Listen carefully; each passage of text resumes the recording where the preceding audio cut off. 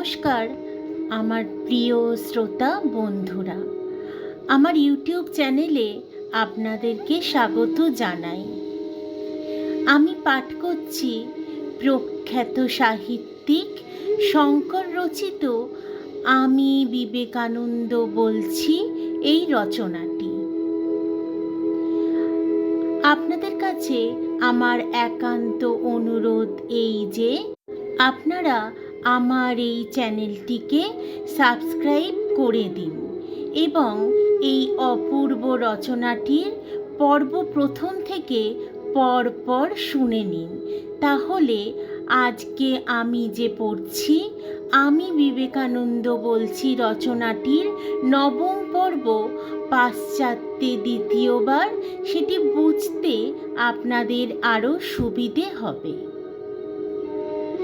তাহলে চলুন শুরু করি আমি বিবেকানন্দ বলছি রচনাটির পর্ব 9 পাশ্চাত্যে দ্বিতীয়বার।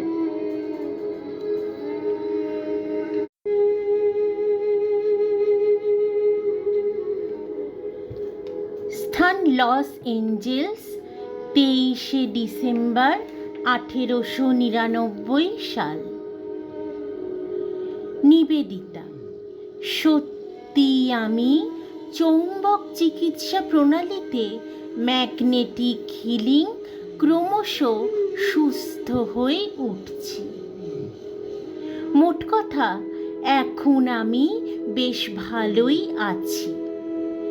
আমার শরীরের কোনো যন্ত্র কোনো কালেই বিগড়ায়নি।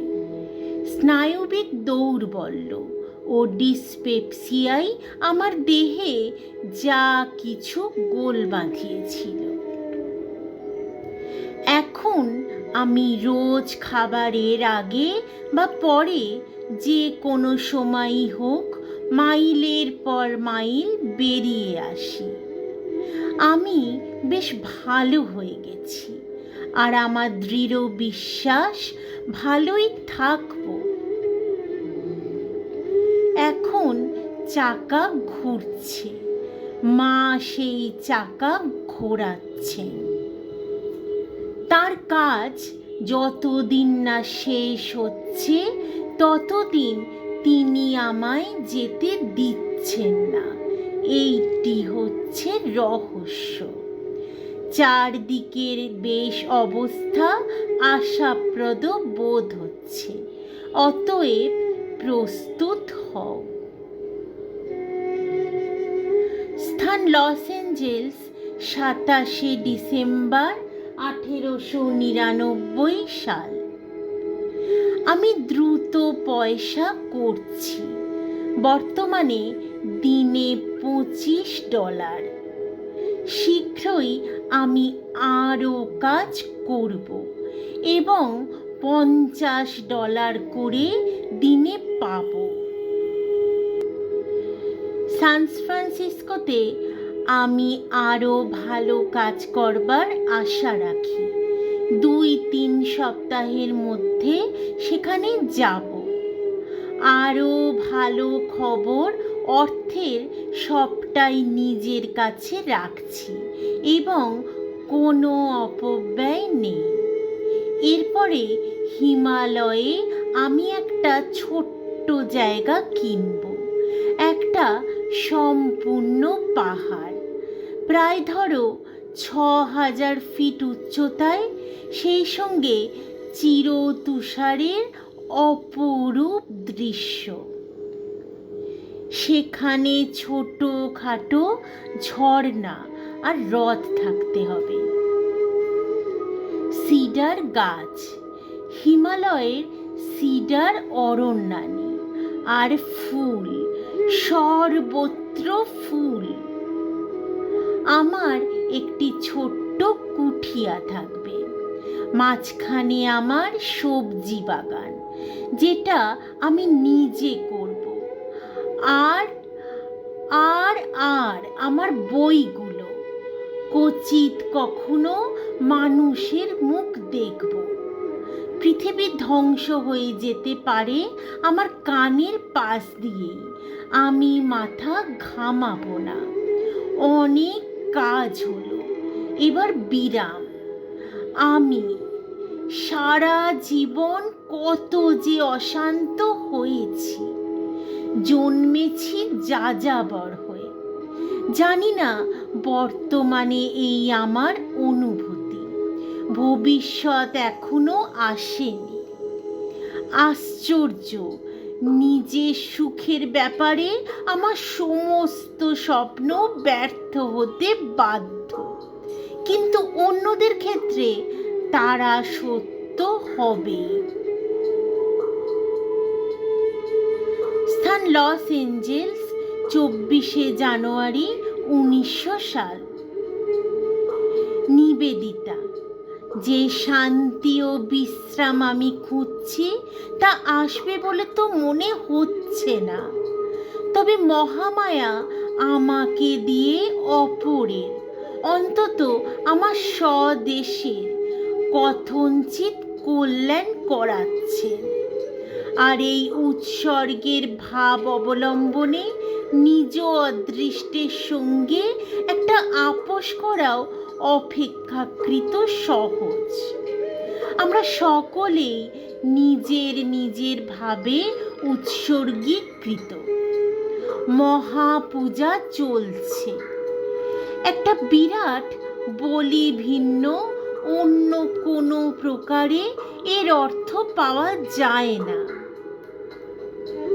যারা স্বেচ্ছায় মাথা পেতে দেয় তারা অনেক যন্ত্রণা থেকে অব্যাহতি পায়, আর যারা বাধা দেয় তাদের জোর করে দাবানো হয় এবং তাদের দুর্ভোগও হয় বেশি। আমি এখন স্বেচ্ছায় আত্মসমর্পণ করতে বদ্ধপরিকর। স্থান লস এঞ্জেলস, 27শে ডিসেম্বর 1899 সাল। ধীরা মাতা, আমার স্বাস্থ্য আগের চেয়ে অনেক ভালো আছে এবং আবার কাজ করবার মতো যথেষ্ট শক্তি পেয়েছি। ইতিমধ্যেই কাজ শুরু করেছি এবং শারদানন্দকে কিছু টাকা, 1300 টাকা পাঠিয়েছি মামলার খরচা বাবদ। দরকার হলে আরও পাঠাবো। বেচারা ছেলেরা, আমি মাঝে মাঝে তাদের প্রতি কত রূঢ় ব্যবহারই না করি। এসব সত্ত্বেও তারা জানে যে আমি তাদের সকলের চেয়ে বড় বন্ধু। আমি 3 সপ্তাহ আগে তাদের তার করে জানিয়েছি যে আমি সম্পূর্ণ সুস্থ হয়ে গেছি। আমি যদি আরও অসুস্থ না হয়ে পড়ি তবে যেটুকু স্বাস্থ্য এখন আছে তাতেই চলে যাবে। আমার জন্য মোটেই ভাববেন না, আমি উঠে পড়ে কাজে লেগে গেছি। আমি এখন আগের চেয়ে অনেক বেশি শান্তিতে আছি এবং বুঝতে পেরেছি যে এই শান্তি বজায় রাখার একমাত্র উপায় হচ্ছে অপরকে শেখানো। কাজই হচ্ছে আমার একমাত্র সেফটি ভালভ। আমার দরকার হচ্ছে শুধু পরিষ্কার মাথাওয়ালা জনকয়েক লোকের। আমার পক্ষে কাজ করা তখনই সম্ভব হয় যখন আমাকে সম্পূর্ণভাবে নিজের পায়ে দাঁড়াতে হয়। নিঃসঙ্গ অবস্থাতেই আমার শক্তি খোলে বেশি। মার যেন তাই অভিপ্রায়। জোর বিশ্বাস এই যে মায়ের মনে অনেক বড় বড় ব্যাপারের পরিকল্পনা চলছে, তাই যেন হয়। জো ও নিবেদিতা যেন সত্যি সত্যি ভবিষ্যৎ দ্রষ্টা হয়ে পড়েছে দেখছি। আমি শুধু এইটুকু বলতে পারি যে আমি জীবনে যা কিছু ঘা খেয়েছি, যা কিছু যন্ত্রণা ভোগ করেছি, সবই সানন্দে আত্মত্যাগে পরিণত হবে যদি মা আবার ভারতের দিকে মুখ তুলে চান। আমি শীঘ্রই ক্যালিফোর্নিয়াতে কাজ করতে যাচ্ছি। ক্যালিফোর্নিয়া ছেড়ে যাবার সময় আমি তুরিয়ানন্দকে ডেকে পাঠাবো এবং তাকে প্রশান্ত মহাসাগরের উপকূলে কাজে লাগাবো। আমার নিশ্চিত ধারণা এখানে একটা বড় কর্মক্ষেত্র আছে।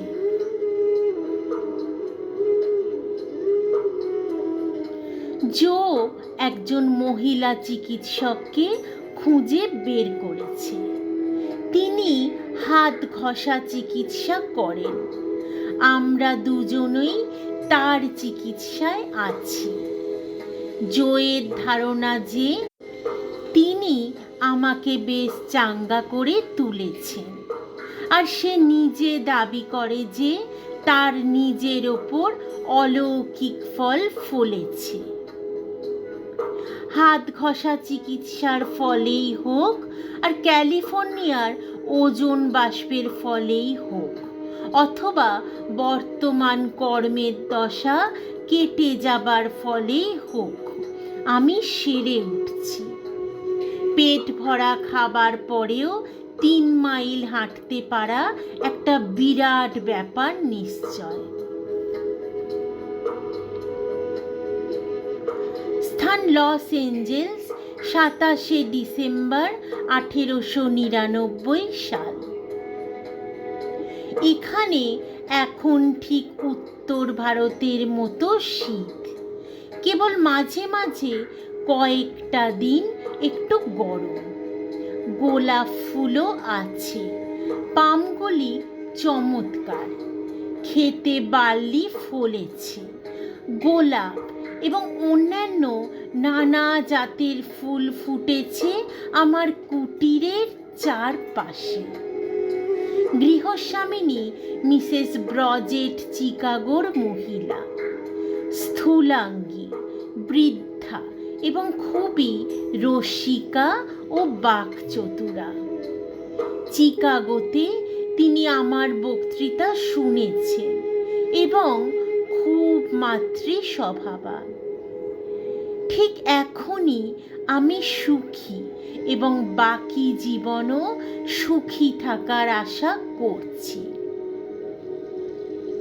বেশ কিছু টাকা করতে পারলে খুব খুশি হব। কিছু কিছু করছি। মার্গটকে বলো আমি বেশ কিছু টাকা করে ফেলছি এবং জাপান, হনলুলু, চীন ও জাভার পথে দেশে ফিরব। তাড়াতাড়ি টাকা করার পক্ষে এটা চমৎকার জায়গা এবং শুনছি স্যান ফ্রান্সিসকো এর চেয়েও ভালো। স্থান প্যাসাডোনা, 17 জানুয়ারি 1900 সাল। মিস ম্যাকলিওড এবং মিসেস লেগেটের সাহায্যে আমি শারদানন্দকে 2000 টাকা দিতে পেরেছি। তাঁরা যথাসাধ্য দিয়েছেন, বাকিটা বক্তৃতার মাধ্যমে। এখানে বা অন্য কোথাও বক্তৃতার দ্বারা বিশেষ কিছু হবে বলে আশা করি না।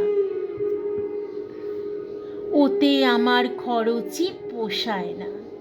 শুধু তাই নয়, পয়সা খরচের সম্ভাবনা ঘটলেই কাউকে দেখতে পাওয়া যায় না।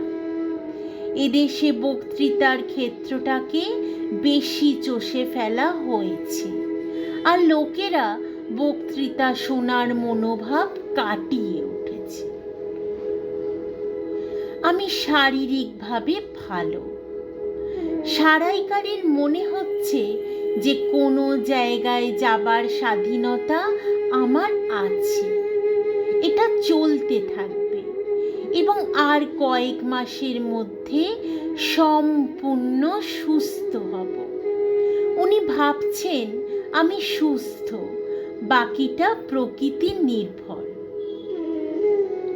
আমি এখানে প্রধানত স্বাস্থ্যের জন্য এসেছিলাম, আর আমি তা পেরেছি। উপরন্তু আমি 2000 টাকা পেয়েছি, যা মামলার ব্যয় নির্বাহের কাজে লাগবে। ভালো। এখন আমার মনে হচ্ছে বক্তৃতা মঞ্চে দাঁড়িয়ে কাজ করার পালা আমার ফুরিয়ে গেছে। ওই জাতীয় কাজ করে আমার স্বাস্থ্য ভঙ্গ করা নিষ্প্রয়োজন। এখন আমার কাছে এটা স্পষ্ট হয়ে উঠছে যে মঠের সব ভাবনা আমাকে ত্যাগ করতে হবে এবং এক সময় আমাকে গর্ভধারিণী মায়ের কাছে ফিরে যেতে হবে। আমার দরুন তাঁর অনেক দুর্দশা হয়েছে। তার শেষ দিনগুলি আমি মসৃণ করতে চেষ্টা করব। জানো কি, শঙ্করাচার্যকে এরকম করতে হয়েছিল। মায়ের শেষ সময় তার কাছে ফিরে যেতে হয়। আর আমার কাছে এই সর্বশ্রেষ্ঠ ত্যাগের আহ্বানও আসছে। আমার উচ্চাকাঙ্ক্ষা, নেতৃত্ব ও যশের আকাঙ্ক্ষা বিসর্জন দিতে হবে। আমার মন প্রস্তুত হয়ে আছে এবং আমার এ তপস্যা করতে হবে। মঠের একটা ট্রাস্ট দলিল করতে চাই, শারদানন্দ, ব্রহ্মানন্দ ও তোমার অর্থাৎ ধীরামাতা তোমার নামে। শরতের কাছ থেকে কাগজপত্র পেলেই তা করে ফেলব। তারপর আমি শান্ত হব। আমি চাই বিশ্রাম, এক মুঠো অন্ন, খান কয়েক বই এবং কিছু লেখাপড়ার কাজ। মা এখন আমাকে এই আলোক স্পষ্ট দেখাচ্ছে। এখন দেখা যাচ্ছে 1884 সালে আমার মাকে ছেড়ে আসা মহা ত্যাগের বিষয় ছিল। মায়ের কাছে ফিরে যাওয়া আরও ত্যাগের বিষয় হবে। মনে হয় সেকালে মহা আচার্য শঙ্কর যা করেছিলেন, জগন্মাতা চান আমিও তাই করি। আমি এখন শিশু বই কিছু নই। আমার কি কাজ? আমার সমস্ত শক্তি আপনাতে সমর্পিত। বেশ দেখছি, বুঝতে পারছি যে আমি আর বক্তৃতা মঞ্চ থেকে বাণী প্রচার করতে পারবো না। এতে আমি খুশি। আমি বিশ্রাম চাই। আমি যে ক্লান্ত হয়ে পড়েছি তা নয়, কিন্তু এর পরবর্তী অধ্যায় কথা নয়, অলৌকিক স্পর্শ, যেমন শ্রীরামকৃষ্ণের ছিল। স্থান লস এঞ্জেলস, 17 জানুয়ারি 1900 সাল। সারা জীবন আমি জগতের জন্য খেটেছি, কিন্তু আমার দেহের এক খাবলা মাংস কেটে না নেওয়া পর্যন্ত জগৎ এক টুকরো রুটিও আমাকে ছুঁড়ে দেয়নি। স্থান লস এঞ্জেলস, 15 ফেব্রুয়ারি 1900 সাল। নিবেদিতা, যাই হোক, আমি এখন খুব শক্ত হয়েছি। আগের চেয়ে আমার দৃঢ়তা খুব বেড়েছে। আমার হৃদয়টা যেন লোহার পাত দিয়ে বাঁধানো হয়ে গেছে। আমি এখন সন্ন্যাস জীবনের অনেকটা কাছাকাছি যাচ্ছি। তুমি গল্পগুলি পেয়েছো জেনে খুশি হলাম। ভালো বিবেচনা করো তো তুমি নিজে এগুলো আবার নতুন করে লেখো। কোনো প্রকাশক যদি পাও তাকে দিয়ে ওগুলো ছাপিয়ে প্রকাশ করে দাও। আর যদি বিক্রি করে কিছু লাভ হয় তোমার কাজের জন্য নাও। আমার নিজের দরকার নেই। আমি এখানে কিছু অর্থ পেয়েছি। আসছে সপ্তাহে স্যান ফ্রান্সিসকোয় যাচ্ছি। সেখানে সুবিধা করতে পারবো আশা করি। আমি ক্রমশ ধীর, স্থির, শান্ত প্রকৃতি হয়ে আসছি। যাই ঘটুক না কেন আমি প্রস্তুত। এইবার যে কাজে লাগা যাবে প্রত্যেক আঘাতে বেশ কাজ হবে, একটিও বৃথা যাবে না। এই হচ্ছে আমার জীবনের আগামী অধ্যায়। স্থান প্যাসাডোনা, 20শে ফেব্রুয়ারি 1900 সাল। প্রিয় মেরি, মিস্টার হেলের দেহত্যাগের বেদনাদায়ক সংবাদ বহন করে তোমার চিঠিখানা গতকাল পৌঁছেছে। আমি মর্মাহত হয়েছি। সন্ন্যাসের শিক্ষা সত্ত্বেও আমার হৃদয় ব্যক্তি এখনো বেঁচে আছে। তারপর যেসব মহাপ্রাণ মানুষ আমি দেখেছি মিস্টার হেল তাঁদের একজন। জীবনে আমি অনেক সয়েছি, অনেককে হারিয়েছি। আর সেই বিয়োগের সবচেয়ে বিচিত্র যন্ত্রণা হলো আমার মনে হয়েছে যে চলে গেল আমি তার যোগ্য ছিলাম না। পিতার মৃত্যুর পর মাসের পর মাস এই যাতনায় কেটেছে। আমি তার কতই না অবাধ্য ছিলাম। যতই আমরা বই পড়ি বা বক্তৃতা শুনি বা লম্বা লম্বা কথা বলি, শেষ পর্যন্ত অভিজ্ঞতাই একমাত্র শিক্ষক। সেই শুধু চোখ ফোটায়। অভিজ্ঞতা যেভাবে হয় সেইভাবেই তা সবচেয়ে ভালো। আমরা শিখি হাসির আলোয়, শিখি চোখের জলে। জানি না কেন এমন হয়, কিন্তু তা যে হয় তা দেখতে পাই, সেটাই যথেষ্ট। আমরা সকলে যদি স্বপ্নে ডুবে থাকতে পারতাম। জীবনে এতদিন পর্যন্ত তুমি নিরাপদ আশ্রয় পেয়েছ, আর আমাকে জ্বলতে কাঁদতে হয়েছে সারাক্ষণ। এখন ক্ষণকালের জন্য তুমি জীবনের অপর দিকটা দেখতে পেলে। এ ধরনের অবিরাম আঘাতে আঘাতে আমার জীবন তৈরি হয়েছে। এর চেয়েও শতগুণ ভয়ঙ্কর আঘাত, দারিদ্র্যের, বিশ্বাসঘাতকতার আর আমার নিজের নির্বুদ্ধিতার যন্ত্রণা। এটা নৈরাশ্যবাদ। এখন তুমি বুঝবে কেমন করে তা আসে। ঠিক ঠিক তোমাকে আর কি বলবো মেরি, কথা তো সবই তোমার জানা। শুধু একটি কথা বলি, এবং তার মধ্যে এতটুকু ভেজাল নেই। যদি আমাদের দুঃখ বিনিময় করা সম্ভব হতো এবং তোমাকে দেবার মতো আনন্দ ভরা মন যদি আমার থাকতো, তাহলে নিশ্চয় বলছি চিরদিনের জন্য তোমার সঙ্গে তা বিনিময় করে নিতাম। স্থান ক্যালিফোর্নিয়া, 21শে ফেব্রুয়ারি 1900 সাল।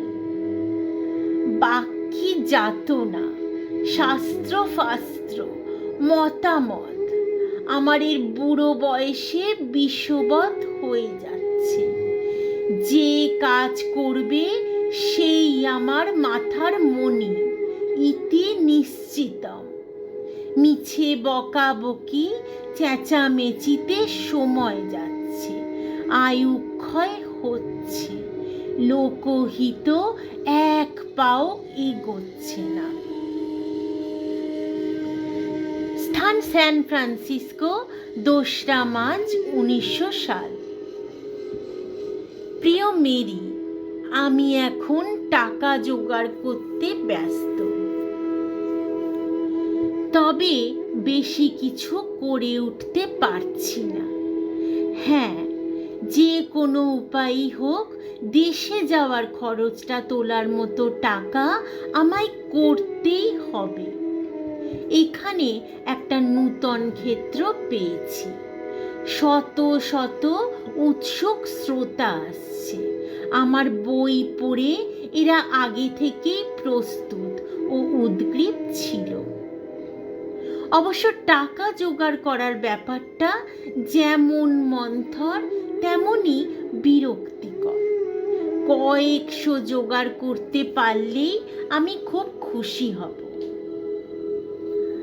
আমার স্বাস্থ্যের অনেক উন্নতি হয়েছে, কিন্তু পূর্বের বল এখনো ফিরে পাইনি। কিন্তু এতটুকু শক্তির জন্য অনেকখানি পরিশ্রম করতে হবে। অন্তত কয়েকটা দিনের জন্য যদি বিশ্রাম ও শান্তি পেতাম। মাই সব জানেন, আমার সেই পুরনো কথা তিনি ভালো জানেন। গত 2 বছর বিশেষ খারাপ গেছে, মনের দুঃখে বাস করেছি। এখন কিছুটা আবরণ সরে গেছে, এখন আমি সুদিনের আরো ভালো অবস্থার আশায় আছি। স্থান স্যান ফ্রান্সিসকো, 4ঠা মার্চ 1900 সাল। নিবেদিতা, আমি আর কাজ করতে চাই না, এখন বিশ্রাম ও শান্তি চাই। স্থান ও কালের তত্ত্ব আমার জানা আছে, কিন্তু আমার বিধিলিপি বা কর্মফল আমায় নিয়ে চলেছে শুধু কাজ আর কাজ। আমরা যেন গরুর পালের মতো কসাইখানার দিকে চালিত হচ্ছি। কসাইখানা অভিমুখে তাড়িত গরু যেমন পথের ধারের ঘাস এক খাবলা করে খেয়ে নেয়, আমাদের অবস্থাও ঠিক সেই রকম। আর এই হচ্ছে আমাদের কর্ম বা আমাদের ভয়। ভয়ই হচ্ছে দুঃখ, ব্যাধি প্রভৃতির আকর। বিভ্রান্ত, ভয়চকিত হয়ে আমরা একে অপরের ক্ষতি করি। আঘাত করতে ভয় পেয়ে আমরা আরো বেশি আঘাত করি। পাপকে এড়িয়ে চলতে একান্ত আগ্রহান্বিত হয়ে আমরা পাপেরই মুখে পড়ি। আমাদের চারপাশে কত অকেজো আবর্জনা স্তূপিনা আমরা সৃষ্টি করি, এতে আমাদের কোনো উপকারই হয় না। বরং যাকে আমরা পরিহার করতে চাই তারই দিকে, সেই দুঃখের দিকে আমরা পরিচালিত হই। আহা, যদি একেবারে নির্ভীক, সাহসী ও বেপরোয়া হতে পারা যেত। স্থান স্যান ফ্রান্সিসকো, 4ঠা মার্চ 1900 সাল। আমার স্বাস্থ্য প্রায় একরকমই আছে।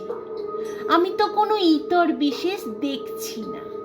সম্ভবত স্বাস্থ্যের উন্নতি হচ্ছে, যদিও অজ্ঞাত সারে। আমি 3000 শ্রোতাকে শোনাবার মতো উঁচু গলায় বক্তৃতা দিতে পারি। ওকল্যান্ডে আমাকে 2 বার তাই করতে হয়েছিল, আর 2 ঘন্টা বক্তৃতার পরেও আমার সুনিদ্রা হয়। স্থান সান ফ্রান্সিসকো, 7ই মার্চ 1900 সাল। আমার শরীর একরকম চলে যাচ্ছে।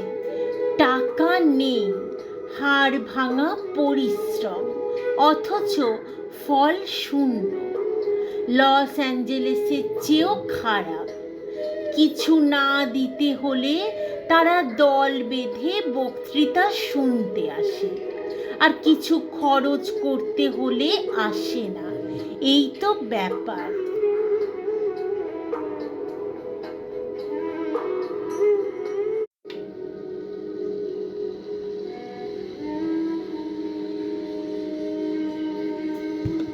স্থান স্যান ফ্রান্সিসকো, 17ই মার্চ 1900 সাল। ডাক্তার হিলার ও মিসেস হিলার শহরে ফিরে এসেছেন। মিসেস মিল্টনের চিকিৎসায় তাঁরা যথেষ্ট উপকৃত হয়েছেন বলে জানিয়েছেন। আমার বেলায় তাঁর চিকিৎসায় বুকে অনেকগুলি বড় বড় লাল লাল দাগ ফুটে উঠেছে। আরোগ্যের ব্যাপারে কত দূর কি হয় পরে বিস্তারিত আপনাকে জানাবো। এখানে আমি চুপচাপ সহ্য করার নীতি অবলম্বন করে যাচ্ছি। এ পর্যন্ত ফল মন্দ হয়নি। 3 বোনের মেজটি মিসেস হ্যান্সবরো এখন এখানে। সে আমাকে সাহায্য করবার জন্যে অবিরাম কাজ খেটে চলেছে। প্রভু তাদের হৃদয় আশীর্বাদে ভরিয়ে দিন। 3টি বোন যেন 3টি দেবী। এখানে ওখানে এ ধরনের আত্মার সংস্পর্শ পাওয়া যায় বলেই জীবনের সকল অর্থহীনতার ক্ষতিপূরণ হয়ে যায়। স্থান স্যান ফ্রান্সিসকো, 22শে মার্চ 1900 সাল। মেরি, তুমি ঠিকই বলেছ যে ভারতবাসীদের বিষয় ছাড়া আমার আরও অনেক কিছু চিন্তা করবার আছে, কিন্তু গুরুদেবের কাজই আমার জীবনের প্রধান কর্তব্য। তার তুলনায় ওই সবই গৌণ। এই আত্মত্যাগ যদি সুখকর হতো, তা হয় না। ফলে স্বভাবতই কখনো কখনো মনে তিক্ততা আসে। কিন্তু যেন মেরি, আমি এখনো মানুষই আছি এবং নিজের সব কিছু একেবারে ভুলে যেতে পারি না। আশা করি একদিন তা পারব। আর আমার কথা যদি বলো, আমি এই অবিরাম ঘোরাঘুরিতে ক্লান্ত হয়ে পড়েছি। তাই ঘরে ফিরে শান্তিতে কাটাতে চাই, আর কাজ করতে চাই না। জ্ঞানপতম্বীর মতো নির্জনে জীবনযাপন করাই আমার স্বভাব। সে অবসর কখনো জুটল না। প্রার্থনা করি এবার তা যেন পাই। এখন আমি ভগ্ন স্বাস্থ্য, কর্মক্লান্ত। হিমালয়ের আশ্রম থেকে যখনই মিসেস সেভিয়ারের কোনো চিঠি পাই, তখনই ইচ্ছা হয় যেন সেখানে উড়ে চলে যাই। প্রতিনিয়ত প্ল্যাটফর্মে বক্তৃতা করে, অবিরত ঘুরে বেরিয়ে আর নিত্য নতুন মুখ দেখে দেখে আমি একেবারে ক্লান্ত। স্থান স্যান ফ্রান্সিসকো, 25শে মার্চ 1900 সাল। নিবেদিতা, আমি আগের চেয়ে অনেক ভালো আছি এবং ক্রমশ বল পাচ্ছি। এখন মাঝে মাঝে মনে হয় খুব শীঘ্রই যেন মুক্তি পাব। গত 2 বছরের যন্ত্রণা রাশি আমাকে অনেক শিক্ষা দিয়েছে। ব্যাধি ও দুর্ভাগ্য পরিণামে আমাদের কল্যাণী সাধন করে, যদিও তখনকার জন্য মনে হয় বুঝি আমরা একেবারে ডুবে গেলাম।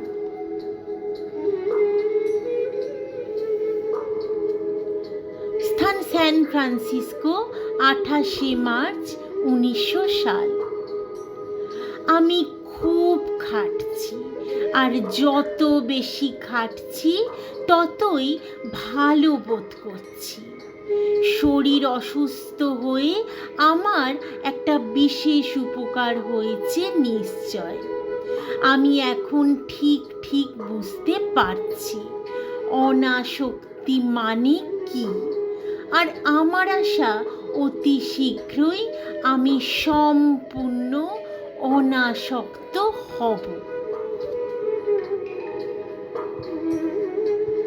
আমরা আমাদের সমুদয় শক্তি একদিকে প্রয়োগ করে একটা বিষয়ে আসক্ত হয়ে পড়ি, আর এই ব্যাপারেরই আর যে একটা দিক আছে সেটা সমভাবে কঠিন হলেও সেটির দিকে আমরা খুব কমই মনোযোগ দিয়ে থাকি।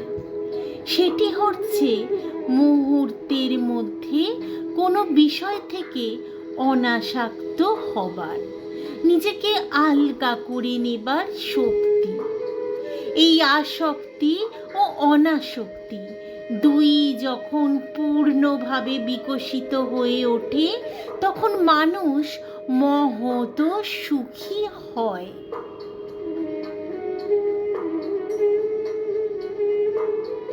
সব জিনিসকেই ঘুরে আসতে হবে। বৃক্ষরূপে বিকশিত হতে হলে বীজকে কিছুদিন মাটির নিচে পড়ে পচতে হবে।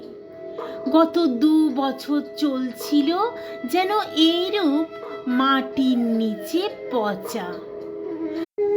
মৃত্যুর করাল গ্রাসে পড়ে আগেও যখনই আমি ছটফট করেছি, তারপরেই সমগ্র জীবনটা যেন প্রবলভাবে উচ্ছ্বসিত হয়ে উঠেছে। এইভাবে একবার রামকৃষ্ণের কাছে উপনীত হই, আর একবার ওই রকম হবার পর যুক্তরাষ্ট্রে আসতে হলো। সেইটি হয়েছে অন্য সবগুলির মধ্যে বৃহৎ ব্যাপার। সে ভাব এখন চলে গেছে। এখন আমি এমন স্থির শান্ত হয়ে গেছি যে সময় সময় নিজেরই আশ্চর্য বোধ হয়। আমি এখন সকাল সন্ধ্যা খুব খাটি, যখন যা পাই খাই, রাত্রি 12টায় শুতে যাই, আর কি গভীর নিদ্রা! আগে কখনো আমার এমন ঘুমোবার শক্তি ছিল না। স্থান স্যান ফ্রান্সিসকো, 7 এপ্রিল 1900 সাল। আমি এখন নিজের পায়ে দাঁড়িয়ে মহানন্দে খুব খাটছি। কর্মেই আমার অধিকার, বাকি মা জানেন। দেখো, এখানে যত দিন থাকবো বলে মনে করেছিলাম তার চেয়ে বেশি দিন থেকে কাজ করতে হবে দেখছি। সেজন্য বিচলিত হইও না। আমার সব সমস্যার সমাধান আমি করব। আমি এখন নিজের পায়ে দাঁড়িয়েছি, আলো দেখতে পাচ্ছি। হয়তো সাফল্য আমাকে বিপথগামী করত এবং আমি যে সন্ন্যাসী এই সত্যটাই হয়তো মনে রাখতে পারতাম না। তাই মা আমাকে এই অভিজ্ঞতা দিচ্ছেন।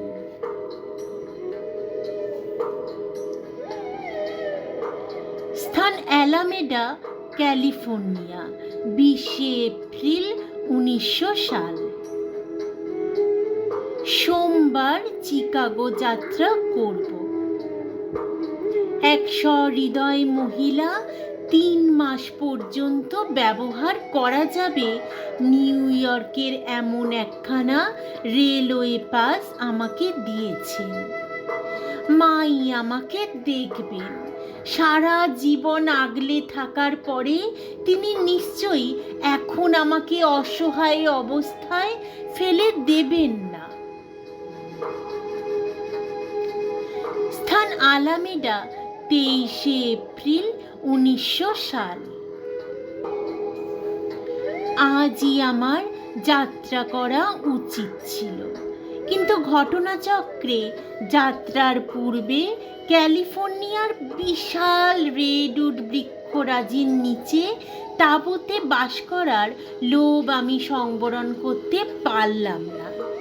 তাই 3-4 দিনের জন্য যাত্রা স্থগিত রাখলাম। তাছাড়া অবিরাম কাজের পরে এবং 4 দিনের হাড় ভাঙা ভ্রমণে বেরোবার আগে ঈশ্বরের মুক্ত বায়ুতে শ্বাস নেওয়ার প্রয়োজন আমার ছিল। আগামীকাল বনের দিকে যাত্রা করছি। উফ, চিকাগো যাবার আগে ফুসফুস ওজনে ভরে নেব। স্থান আলামেডা, 30 এপ্রিল 1900 সাল। আকস্মিক অসুস্থতা ও জ্বরের জন্য এখনো চিকাগো যাত্রা করতে পারিনি। দীর্ঘ ভ্রমণের ধকল সহ্য করার মতো বল পেলেই রওনা হব।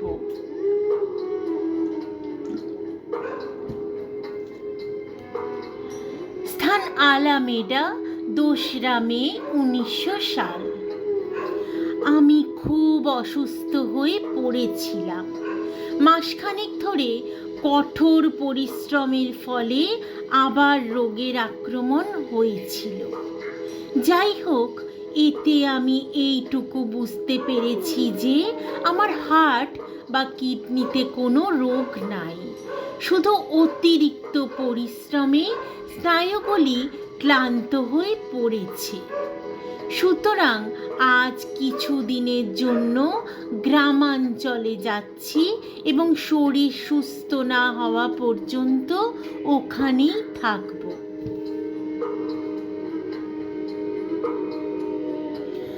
স্থান স্যান ফ্রান্সিসকো, 18 মে 1900 সাল। শিক্ষাদানের জন্য বিভিন্ন মানুষের কাছে ঘুরে বেড়ানো কাজটা সন্ন্যাসীর জন্য নয়। সন্ন্যাসীর জন্য হচ্ছে নিঃসঙ্গতা এবং এমন নির্জনতা যে সে কদাচিৎ মানুষের মুখ দেখতে পায়। এখন আমি তার জন্য প্রস্তুত হয়েছি, অন্তত শরীরের দিক থেকে। যদি অবসর গ্রহণ না করি তবে প্রকৃতি আমাকে তা করতে বাধ্য করবে।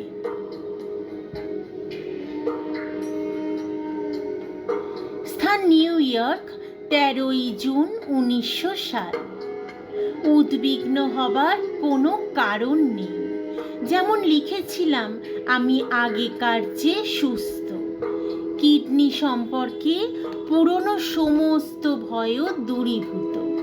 আমার একমাত্র রোগ উদ্বেগ, এটাও আমি দ্রুত জয় করছি। স্থান নিউ ইয়র্ক, 23শে জুন 1900 সাল। আমি খুব ভালো আছি, সুখী আছি, যেমন থাকি। জোয়ারের আগে ঢেউ আসবেই। সব রকম ভাবালুতা ও আবেগ দূর করতে আমি বদ্ধপরিকর।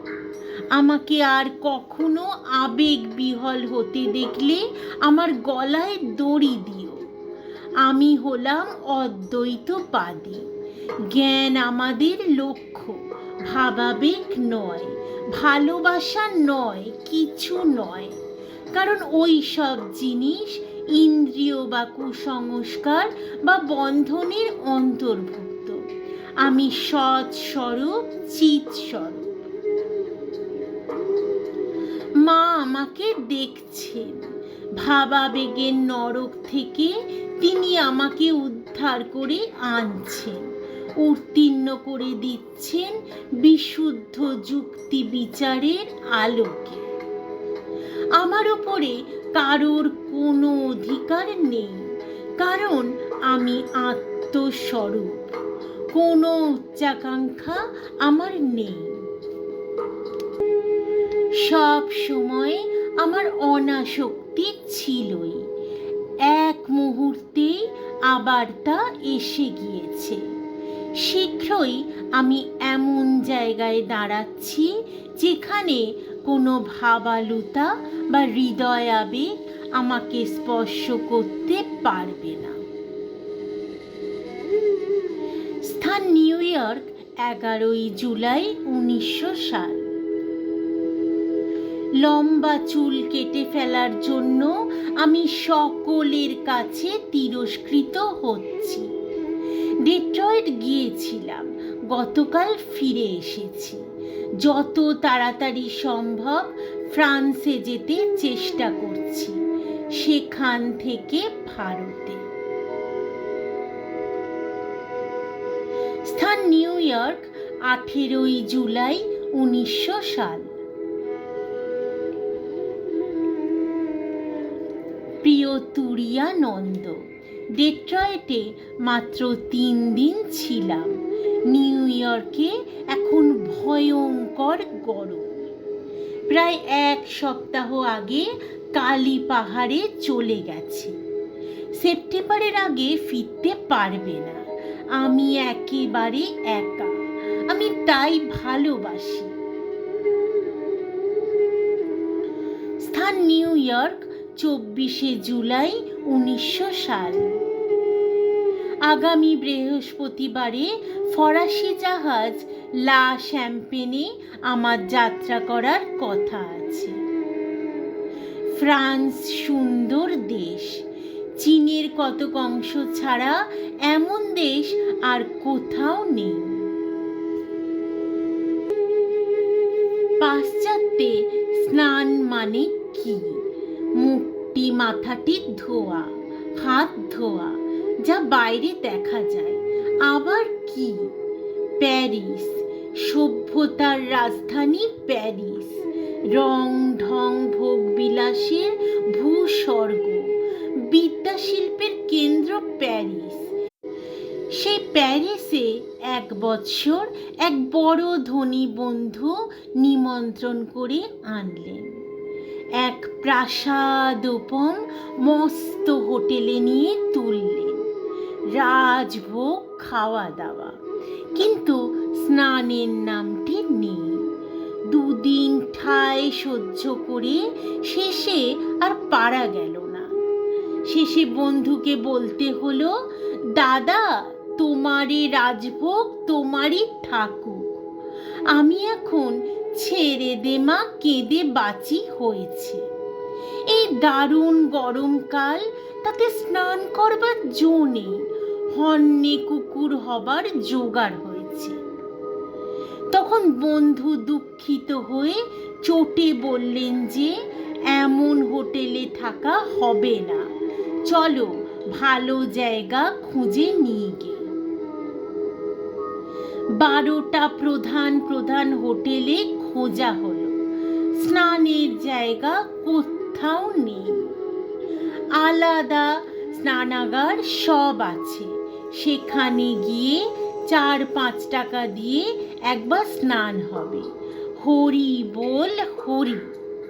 সেদিন বিকালে কাগজে পড়া গেল, এক বুড়ি স্নান করতে টবের মধ্যে বসেছিল, সেইখানেই মারা পড়েছে। কাজেই জন্মের মধ্যে একবার বুড়ির চামড়ার সঙ্গে জলস্পর্শ হতেই কুপোকাত। এর একটি কথাও অতিরঞ্জিত নয়। স্থান প্যারিস, 23শে আগস্ট 1900 সাল। মঠের হিসাবের খসড়া এই সবে এসেছি, পড়েছি, খুবই আনন্দজনক। আমি খুশি। আমি 1000 বা ততোধিক কপি ছাপতে দিচ্ছি ইংল্যান্ডে, আমেরিকাতে আর ভারতে বিতরণের জন্য। শুধু শেষে আমি একটা ভিক্ষার আবেদন সংযোজন করব। স্থান প্যারিস, 25শে আগস্ট 1900 সাল। আমি মিসেস বুলকে মঠ থেকে টাকা তুলে নেবার সুযোগ দিয়েছিলাম, কিন্তু তিনি ও বিষয়ে কিছু বললেন না। আর এদিকে ট্রাস্টের দলিলগুলো দস্তখতের জন্য পড়েছিল। সুতরাং আমি ব্রিটিশ কনসালের অফিসে গিয়ে সই করে দিয়েছি। কাগজপত্র এখন ভারতের পথে।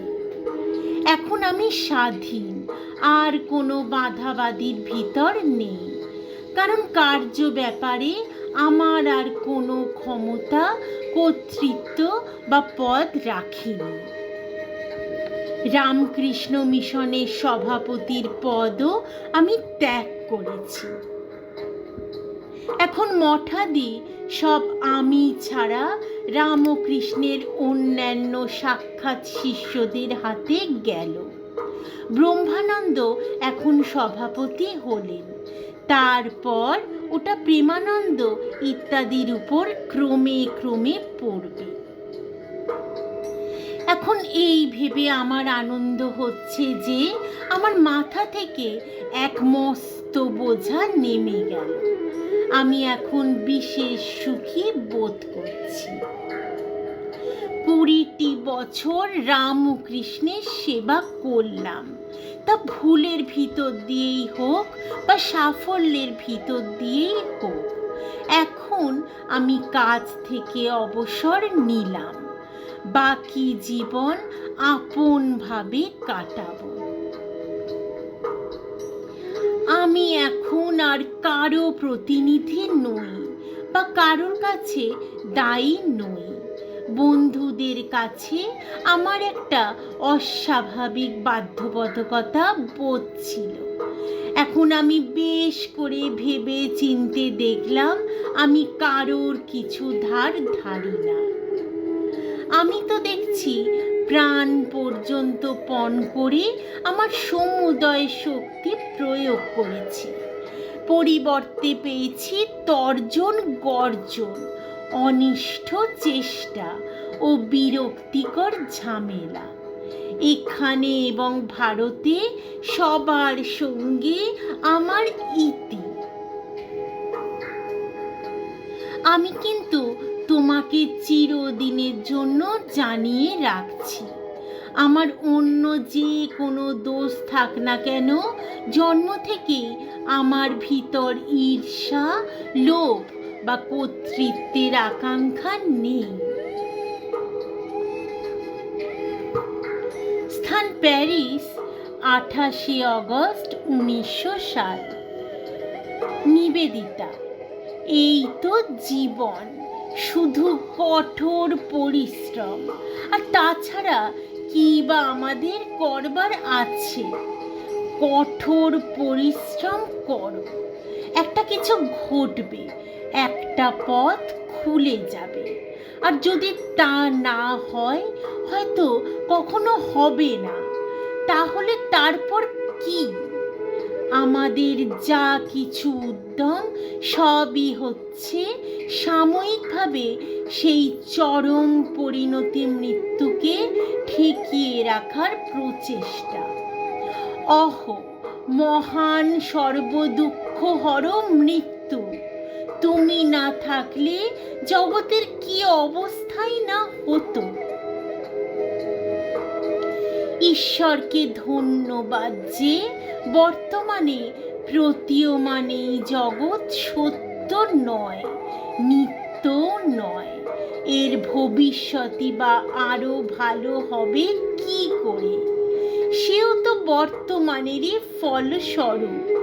সুতরাং আরো খারাপ না হলেও ওই ভবিষ্যৎ বর্তমানেরই অনুরূপ হবে। স্বপ্ন, অহ, কে বলি স্বপ্ন, স্বপ্ন দেখে চলো। স্বপ্ন, স্বপ্নের ইন্দ্রজালী এ জীবনের হেতু, আবার ওর মধ্যেই এ জীবনের প্রতিবিধানও নিহিত রয়েছে।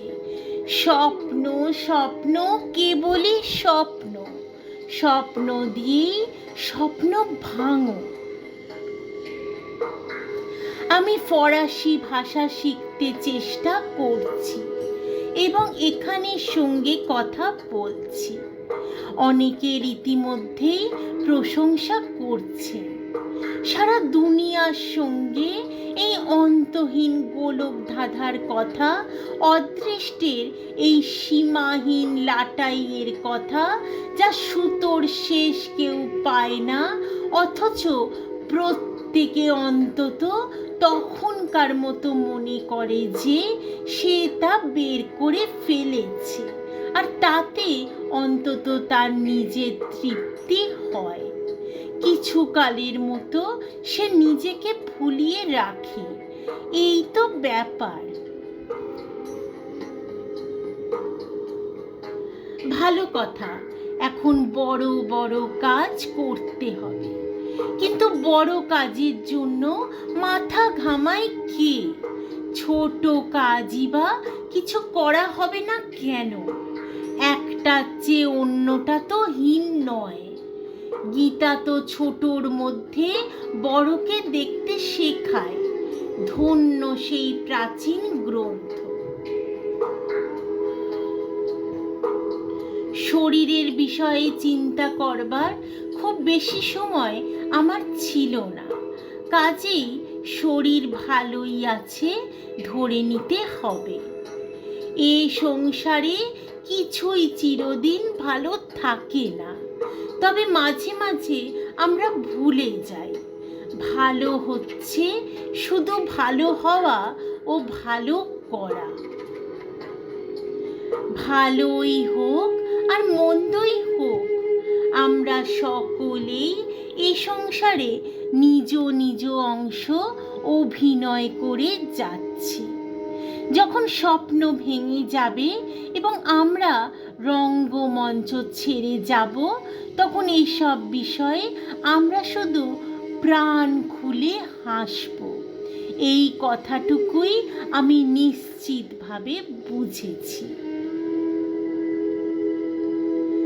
স্থান প্যারিস, 1 সেপ্টেম্বর 1900 সাল। আমার আর ঘুরে ঘুরে মরতে ইচ্ছা বড় নাই।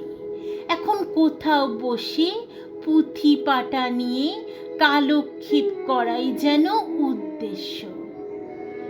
ফরাসি ভাষাটা কত আয়ত্ত হয়েছে, কিন্তু 2-1 মাস তাদের সঙ্গে বসবাস করলে বেশ কথাবার্তা কইতে অধিকার জন্মাবে।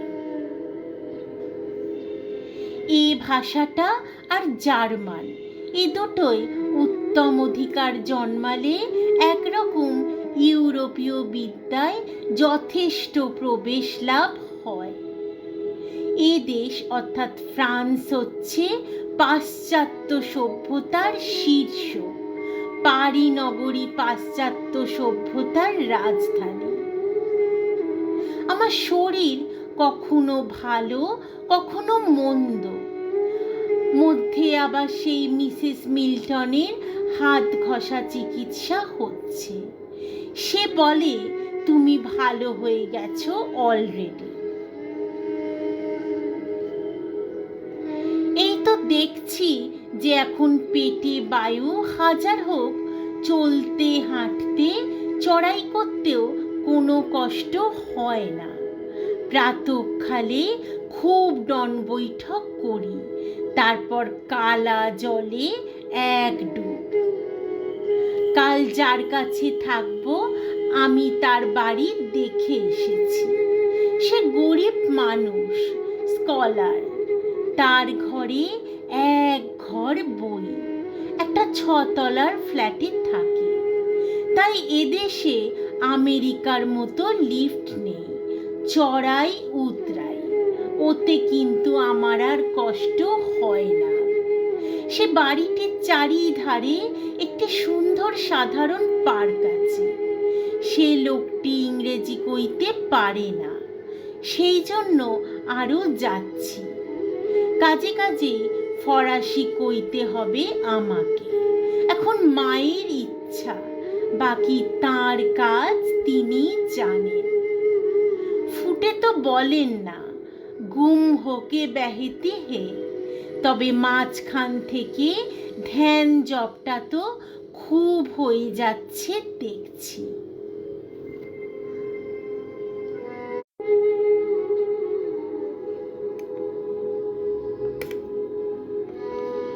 স্থান প্যারিস, 15ই সেপ্টেম্বর 1900 সাল। প্যারিসে আমি মোহিত হয়ে যাচ্ছি। জুলবোয়া নামে একজন ফরাসি বিদ্বান ব্যক্তির সঙ্গে আছি। ইনি আমার কাজের গুণমুগ্ধ। ইংরেজিতে খুব কম কথা বলেন, ফলস্বরূপ আমাকে আমার অস্পষ্ট ফরাসি ভাষা দিয়ে তালে তাল দিতে হয়, এবং তিনি বলেন যে ভালোই উত্তীর্ণ হচ্ছি। যখন তিনি ধীরে ধীরে কথা বলেন তখন আমি বুঝতে পারি। পরশু আমি ব্রিটানিতে যাব। সেখানে আমার আমেরিকান বন্ধুরা সমুদ্রের হাওয়া উপভোগ করছে, সেই সঙ্গে অঙ্গ সংবাহন।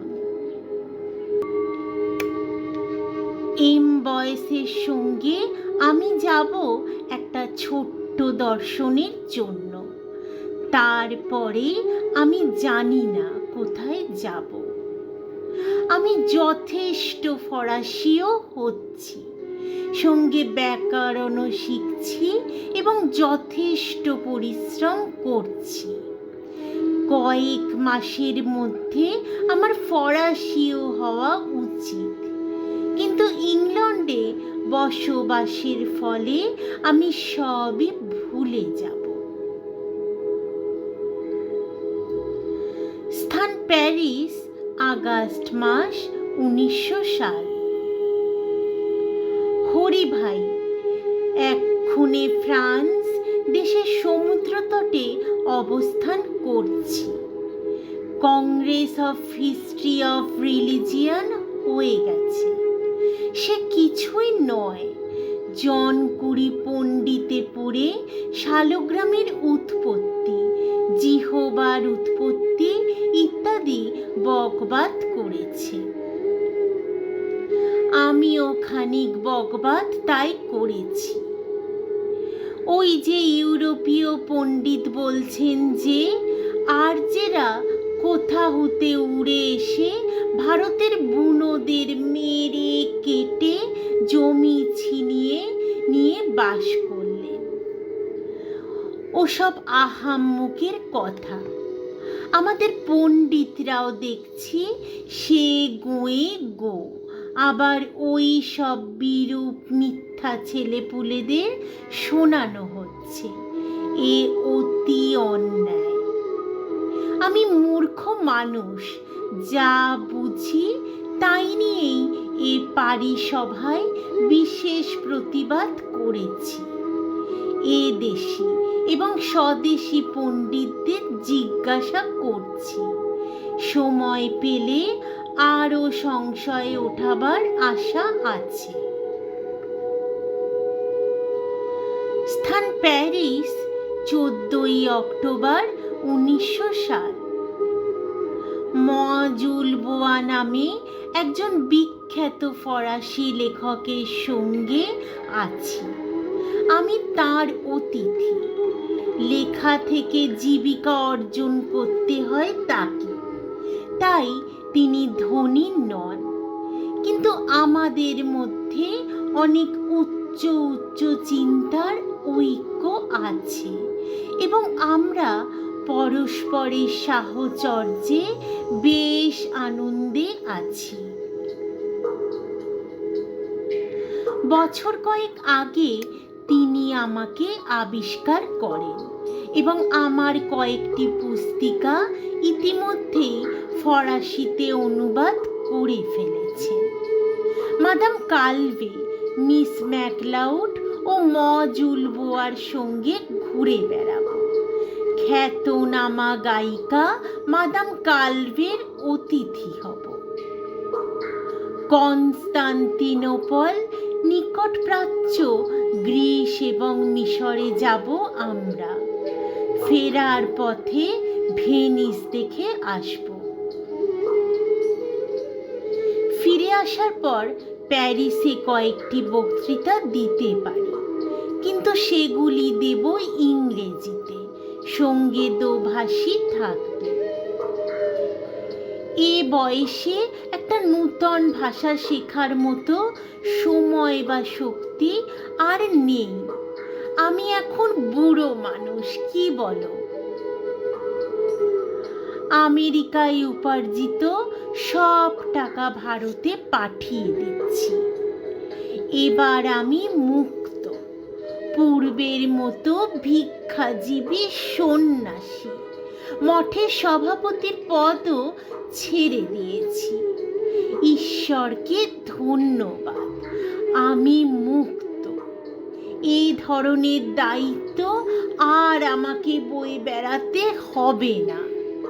গাছের শাখায় ঘুমন্ত পাখি রাত পোহালে যেমন জেগে উঠে গান করে আর উড়ে যায় গভীর নীলাকাশে, ঠিক অমনি ভাবেই আমার জীবনের শেষ। তাই মনে হচ্ছে আমার জীবনের এক নূতন অধ্যায় খুলে যাচ্ছে। মনে হচ্ছে মা আমাকে সন্তর্পণে সস্নেহে চালিয়ে নিয়ে যাবেন। বিঘ্ন সংকুল পথে হাঁটবার চেষ্টা আর নয়, এখন পাখির পালকের বিছানা। আমার যাবৎ লব্ধ জীবনের অভিজ্ঞতা আমাকে এই শিক্ষা দিয়েছে যে ঐকান্তিকভাবে আমি যা চেয়েছি সর্বদা তা পেয়েছি। ঈশ্বরকে ধন্যবাদ। কখনো অনেক দুঃখের পরে তা পেয়েছি, কিন্তু তাতে কি আসে যায়? পুরস্কারের মধুর স্পর্শ সব কিছু ভুলিয়ে দেয়। স্থান প্যারিস, 22শে অক্টোবর 1900 সাল। কামানের ব্যাপারে বেজায় নামি মিস্টার ম্যাক্সিম আমার ব্যাপারে খুবই উৎসাহী। ওর চীন ও চীনাদের সম্পর্কের ওপর লেখা ওর আগামী বইতে আমেরিকাতে আমার কাজ সম্বন্ধে কিছু লিখতে চান। ইংল্যান্ডেও আমার কাজের সম্বন্ধে ক্যানন হাউয়েস, রেভারেন্ড হিউ রেজিনাল্ড হাউয়েস খবরাখবর রাখেন। এমন হতে পারে যে মা এবার আমার আদি আন্তর্জাতিক পরিকল্পনায় প্রাণ সঞ্চার করাবেন।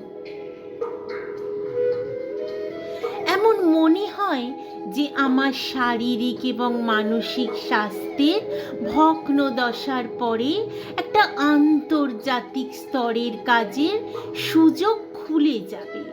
মাই সবচেয়ে ভালো জানে। আমার সমস্ত জীবনে একের পর এক উত্থান ও পতন। সেই জন্য আমি বিশ্বাস করি যে সবার জীবনই বোধহয় এমন। তাই পতন হলে আমি অখুশি হই না। আমি সবই বুঝতে পারি, তবুও আমি কষ্ট পাই এবং রেগে গিয়ে গজগজ করি। আমার দেশে বলে, পায়ে চক্কর থাকলে সে ভবঘুরে হয়। আমার পায়ে বোধ হয় সমস্তই চক্কর। ফল কিন্তু সাক্ষাৎ। এত মনে করলুম যে বাড়িতে বসে কিছুদিন ফরাসি ভাষা ও সভ্যতা আলোচনা করা যাবে। পুরানো বন্ধু বান্ধব ত্যাগ করে এক গরিব ফরাসি নবীন বন্ধুর বাসায় গিয়ে বাস করলুম। তিনি জানেন না ইংরেজি, আমার ফরাসি। সে এক অদ্ভুত ব্যাপার। বাসনা যে বোবা হয়ে বসে থাকার না পারকতায় কাজে কাজেই ফরাসি বলবার উদ্যোগ হবে, আর গড় গড়িয়ে ফরাসি ভাষা এসে পড়বে। কোথায় চললুম? ভিয়েনা, তুর্কি, গ্রিস, ইজিপ্ট, জেরুজালেম পর্যটন করতে। ভবিতব্যকে খোঁচায় বলো। তোমায় পত্র লিখছি মুসলমান প্রভুত্বের অবশিষ্ট রাজধানী কনস্ট্যান্টিনোপল হতে। সঙ্গের সঙ্গী 3 জন, 2 জন ফরাসি, 1 জন আমেরিকান। আমেরিকায় তোমাদের পরিচিতা মিস ম্যাকলাউড, ফরাসি পুরুষ বন্ধু মসিও জুল বোয়া, ফ্রান্সের একজন সুপ্রতিষ্ঠিত দার্শনিক ও সাহিত্য লেখক, আর ফরাসিনী বন্ধু জগৎ বিখ্যাত গায়িকা মাদমোয়াজেল কালভে। অতি দরিদ্র অবস্থায় তার জন্ম হয়। দুঃখ দারিদ্র অপেক্ষা শিক্ষক আর নেই। সে শৈশবের অতি কঠিন দারিদ্র দুঃখ কষ্ট, যার সঙ্গে দিনরাত যুদ্ধ করে কালভের এই বিজয় লাভ, সে সংগ্রাম তাঁর জীবনে এক অপূর্ব সহানুভূতি, এক গভীর ভাব এনে দিয়েছে। এদের সঙ্গে আমার বিশেষ লাভ এই যে ওই এক আমেরিকা ছাড়া এরা কেউ ইংরাজি জানে না। ইংরাজি ভাষায় কথা একদম বন্ধ। পাশ্চাত্য জাতির মধ্যে একটি রীতি এই, একটি দলের মধ্যে সকলেই যে ভাষা জানে, একত্র অবস্থানকালে সেই ভাষায় কথা না কওয়া অসভ্যতার পরিচায়ক। কাজেই কোনো রকম করে আমায় কইতে হচ্ছে ফরাসি এবং শুনতে হচ্ছে ফরাসি। যাত্রা ঠিক হলো।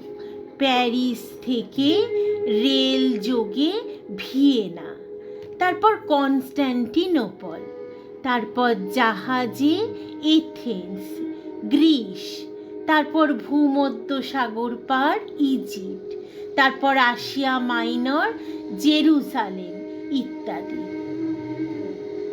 পূর্বে আমার বোধ ছিল ঠান্ডা দেশের লোক লঙ্কার ঝাল খায় না, ওটা কেবল উষ্ণ প্রধান দেশের বদভ্যাস। কিন্তু যে লঙ্কা খাওয়া হুঙ্কারিতে আরম্ভ হলো এবং রোমানি বুলগারি প্রভৃতিতে সপ্তমে পৌঁছলো। তার কাছে বোধহয় মাদ্রাজিরাও হার মেনে যায়। বেলা 10টার সময় কনস্ট্যান্টিনোপল ত্যাগ হলো। এক রাত্রি একদিন সমুদ্রে। সমুদ্র বড়ই স্থির। ক্রমে গোল্ডেন হর্ন ও মারমোরা, দ্বীপপুঞ্জ মারমোরার একটিকে গ্রিক ধর্মের মঠ দেখল। সন্ধ্যার পর এথেন্স পৌঁছল। এক রাত্রি ক্যারান্টাইনে থেকে সকালবেলা নাববার হুকুম এলো। বন্দর পাইরিউসটি ছোট শহর। বন্দরটি বড়ই সুন্দর। চতুর্থ দিন বেলা 10টার সময় রুশি স্টিমার জাব আরোহণে ইজিপ্ট যাত্রী হওয়া গেল।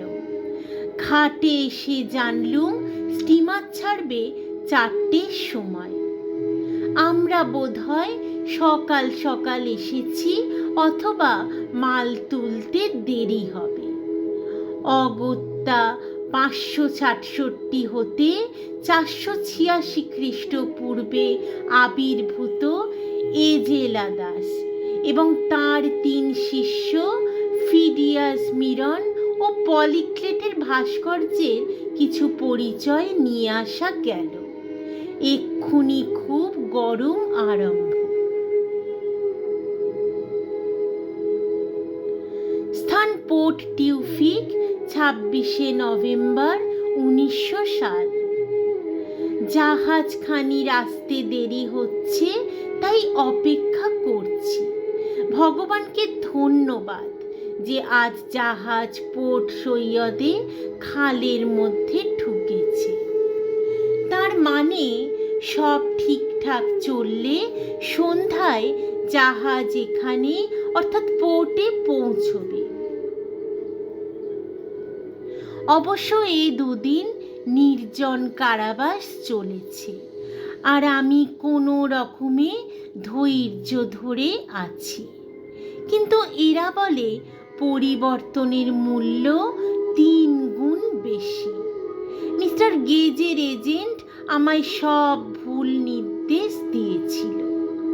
প্রথমত আমায় স্বাগত জানানো তো দূরের কথা, কিছু বুঝিয়ে দেবার মতো কেউই এখানে ছিল না। দ্বিতীয়ত আমায় কেউ বলেনি যে অন্য জাহাজের জন্য আমাকে এজেন্টের অফিসে গিয়ে গেজের টিকিটখানি পাল্টে নিতে হবে, আর তা করবার জায়গা সুয়েজ, এখানে নয়। সুতরাং জাহাজখানির দেরি হওয়ায় এক হিসাবে ভালোই হয়েছিল।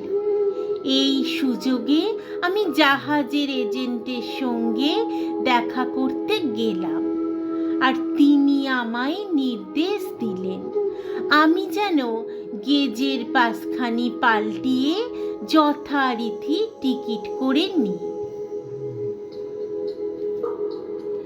আজ রাত্রে কোনো এক সময় জাহাজে উঠব আশা করি।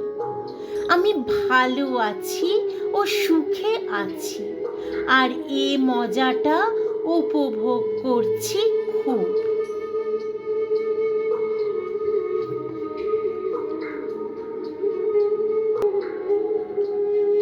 শেষ হলো আমি বিবেকানন্দ বলছি রচনাটির 9ম পর্ব, পাশ্চাত্যের দ্বিতীয়বার। খুব শীঘ্রই এই আমি বিবেকানন্দ বলছি রচনাটির 10ম পর্ব আমি বিশ্বাস করি নিয়ে আমি আপনাদের কাছে ফিরে আসছি। আমার বিশ্বাস যে এই সুন্দর রচনাটি শুনতে আপনাদের নিশ্চয়ই খুবই ভালো লাগছে। তাই আপনাদের কাছে আমার একান্ত অনুরোধ যে আপনারা আমার পাশে থাকুন এবং আমার এই চ্যানেলটিকে সাবস্ক্রাইব করে নিন। এবং আমার এই চ্যানেলে এই যে আমি বিবেকানন্দ বলছি রচনাটি আমি পাঠ করছি, তার প্রথম পর্ব থেকে পর কোনো পর্ব বাদ না দিয়ে সমস্ত পর্বগুলি আমি পাঠ করেছি। সেগুলি আপনারা ভালো করে শুনে নিন। আপনাদের পরিচিতদের মধ্যে এই রচনাটি বেশি করে শেয়ার করুন, যাতে আমরা সবাই স্বামী বিবেকানন্দের এই রচনাটির সম্বন্ধে, ওনার জীবন কাহিনী সম্বন্ধে আরও ভালো করে জানতে পারি। তাহলে আজকের মতো আমি আপনাদের কাছ থেকে বিদায় নিচ্ছি। আপনারা ভালো থাকবেন। ধন্যবাদ।